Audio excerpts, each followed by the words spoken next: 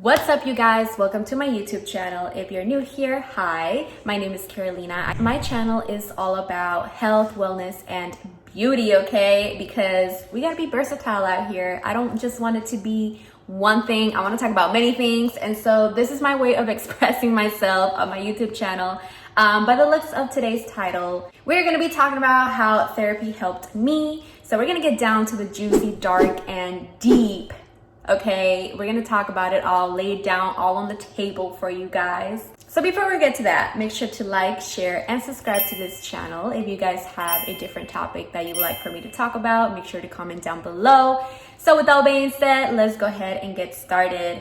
Therapy may not be for everyone. I do want to point that out right away. But I do want to say that therapy is an amazing tool to have in your box, not only because it's great for you to be able to talk to somebody, and not only just anybody, a professional, a licensed therapist that can help you, that can guide you, somebody who's unbiased, that's not your friend, that's not your family. Okay, so don't rule it out just yet. Give it a try. I will link down below the therapist that I go with. It's Open Path Collective, and it is such an amazing organization to look into, especially if you are not insured, if you don't have health insurance. They do allow $60 as low as $30 per session.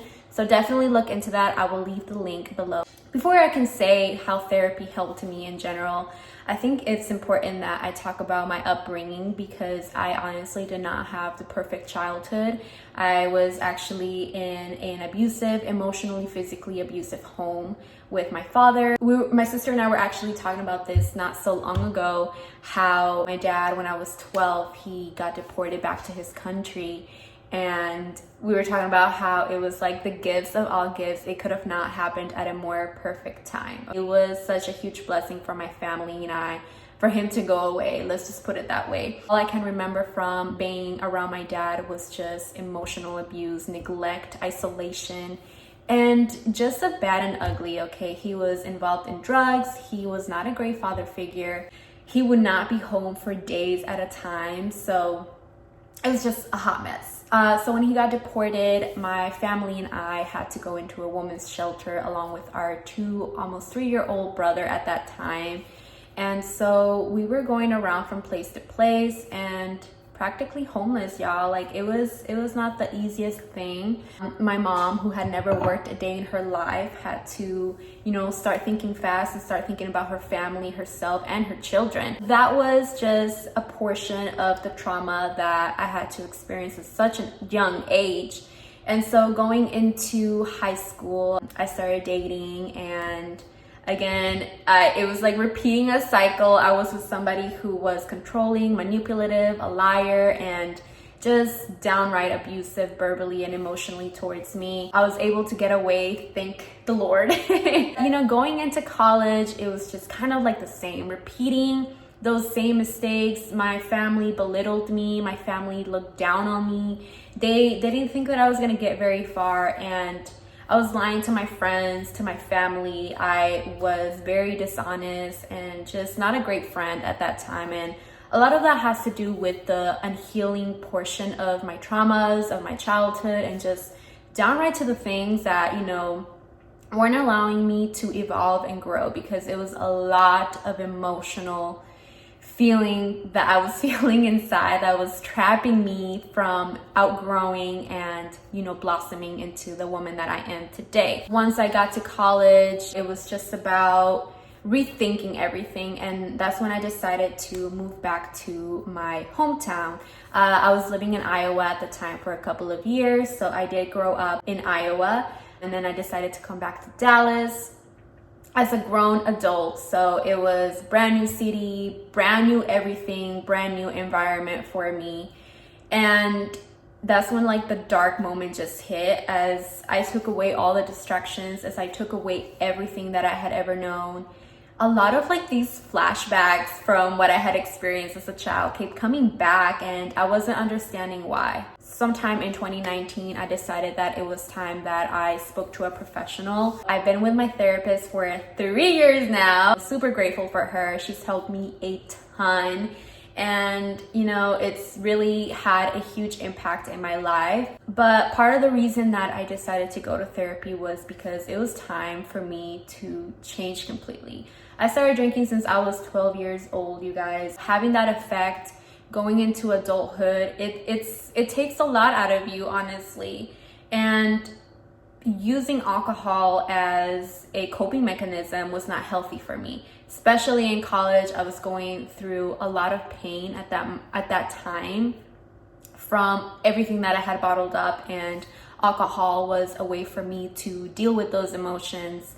And rather than facing and confronting myself, I was using, that as an excuse to continue to be in a low, self-conscious, insecure me, okay? Alcohol, oh my gosh, just like I had many fun stories, but I also had very sad stories. It was a lot of blackouts. It was a lot of not remembering where I was, what happened the night before, bad situations that I put myself, that thank the Lord that I am here today. Other than that, therapy for me helped me to see my worth more than anything. I remember the first few sessions I had. The first year was the toughest, you guys.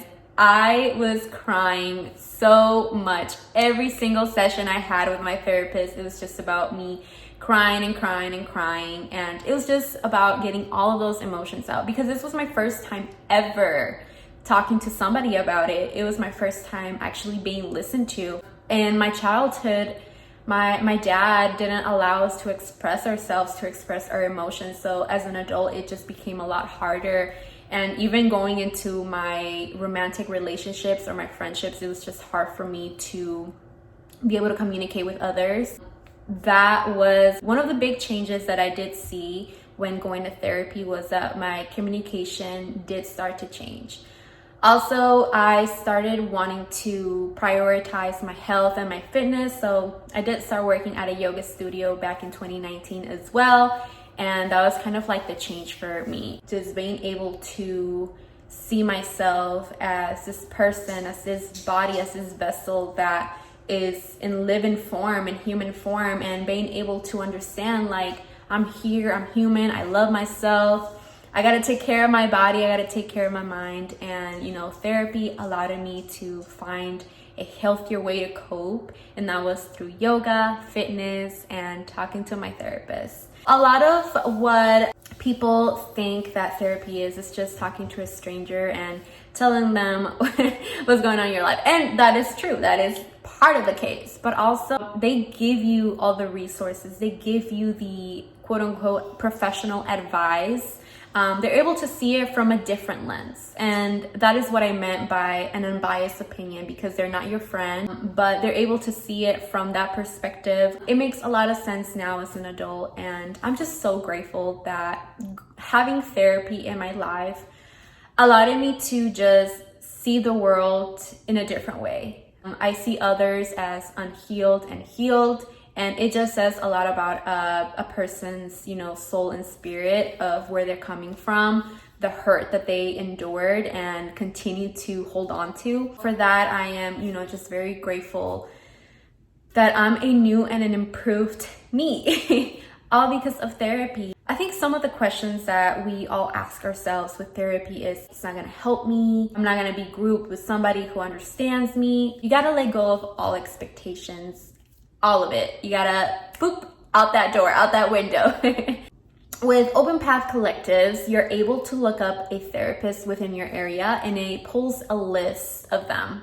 And so I was reading through every description of every therapist, what they specialize in, and I was able to find one that met my needs. I wrote her like this long paragraph, and now they also ask you questions of what your goals are.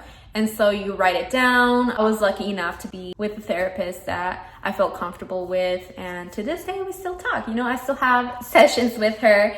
And now they're so much different from the beginning. And she even told me that, she pointed this out, how at the beginning it was just a lot of crying and trying to heal myself, from going into this person who was able to thrive, become successful, and so secure of herself. Yes, me. Oof, I love that for me.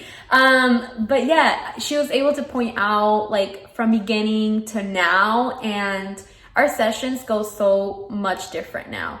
Like before it was just very deep and sad and dark, and now I've come such a long way, and I really hope that this video helps you guys. You know, if you're thinking about doing therapy and just need a fresh new outlook, fresh new perspective, that this video kind of gives you clarity and helps you decide where you want to go, taking that step towards taking care of your mental health, because baby, mental health is so important to me. I always put myself first in every situation. It used to be the complete opposite, where I would give to other people and I was not receiving that energy. So just having to change my outlook on that and understanding like why was I doing that in the first place was so huge for me. And now it's like all about self-love and self-care, and therapy is a form of self-care for me, because when my thoughts are cloudy and foggy, I can go to my therapist and let her know how I'm feeling.